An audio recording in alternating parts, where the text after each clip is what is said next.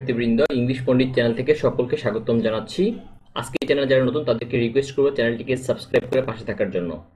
আজকের এই ক্লাসে আমরা আলোচনা করব নবম শ্রেণীর চ্যাপ্টার 6.1.2 পেজ নাম্বার 81। মূলত এখানে আমাদেরকে আলোচনা করতে হবে ফ্লো চার্ট নিয়ে আজকে আমরা আলোচনা করব। সো কথা না বাড়িয়ে সরাসরি আমরা আমাদের মূল আলোচনায় চলে যাই। সেটা হচ্ছে আমাদের এখানে যে স্টেপগুলো দেওয়া আছে সেগুলোকে আমরা মূলত ফ্লো চার্টে রূপান্তর করব।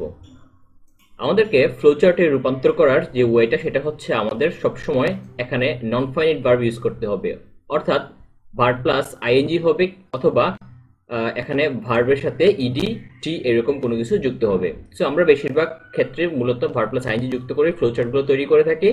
তাহলে এটাতে আমরা হচ্ছে মেকিং চয়েসের ফ্লো চার্ট তৈরি করব এবং প্রত্যেকটাতে মূলত ভার্ব প্লাস আইএনজি যুক্ত করব এবং সেখানে এরো মার্ক দিতে হবে। তোমরা চাইলে নিচে নিচে লিখতে পারো কিংবা পাশাপাশিও লিখতে পারো।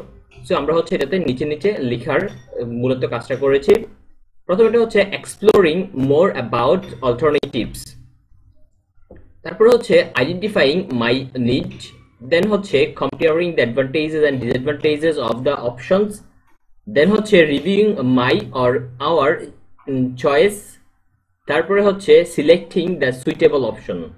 সো এইগুলো হচ্ছে আমাদের মূলত যে স্টেপগুলো দেওয়া ছিল সেই স্টেপগুলো অনুযায়ী হচ্ছে আমরা এখানে তৈরি করেছি। অর্থাৎ এই স্টেপগুলোকে ফলো করে অর্থাৎ প্রত্যেকটার সাথে আইএনজি যুক্ত করে করে আমরা হচ্ছে মূলত করেছি। আর এখানে ইউটা চেঞ্জ হয়ে মাই কিংবা আওয়ার হয়ে গেছে, এখানে ইউটা চেঞ্জ হয়ে গেছে। সো এই জায়গাগুলোতে আমরা পরিবর্তন নিয়ে এসেছি।